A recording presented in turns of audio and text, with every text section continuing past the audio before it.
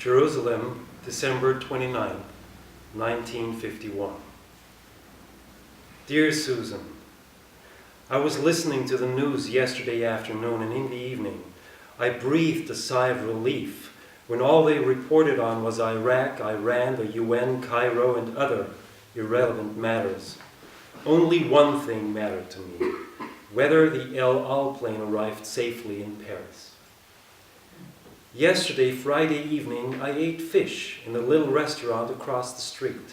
Gefilte fish. Then later at Josky and Judith's, I had some leberwurst. By now, I hope you've got everything under control. Are you in the Lennox? Oh, I'm so happy that you, my dear child, are living in that lovely city. It's a mystery to me how one can be bored in Paris, or fall prey to an idea like nausea. Or was existential philosophy invented just to make life all the more interesting? A romantic aroma. But maybe this is all just rubbish that I'm writing, and the whole existential philosophy stuff is much more serious than I'm willing to admit at the moment. I'll take up Sartre this very evening. I finished reading that book on logic by Heiss. I ought to be able to begin now. It really does seem that the essence of metaphysics could be legitimately dealt with from the angle of the question rather than angst. But a light bulb did go off for me when thinking about how question and angst are both modes of bewilderment, to wonder about.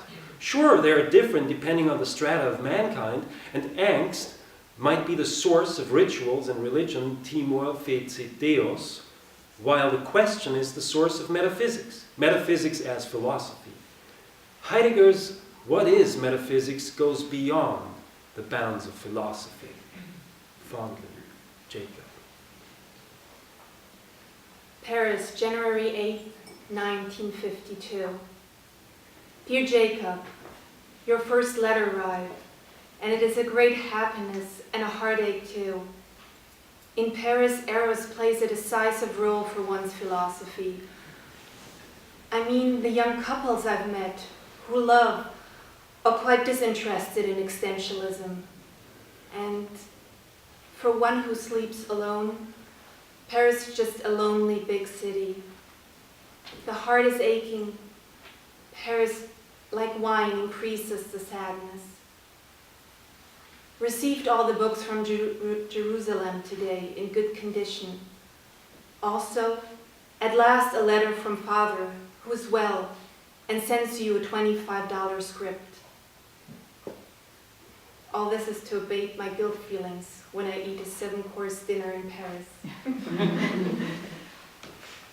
I was very much moved by what you wrote at the end of your letter on the relation between the question and angst. It is an important insight, and you must develop it. It is perhaps too soon to ask how and if there can be a communication between these two domains of the soul. I believe that there is no liberation from angst on the level of question-answer, but the philosopher believes that there is. He should be the most fearful, because he has no ritual protection. But he is a philosopher just because he doesn't fear the abyss. The unknown is neutral to him. It cannot harm him. He needs to be saved because he's already safe, having banished the illusory demons. Did Aristotle fear? Or even Plato? And yes, even Heidegger, who writes a treatise about das Sein, who can explain to himself the ultimate structure of being and therefore need not fear. But the nothing, like the holy, can only be named. It cannot be spoken of, or it ceases to be awful. Good night, my love. I go to my cold bed.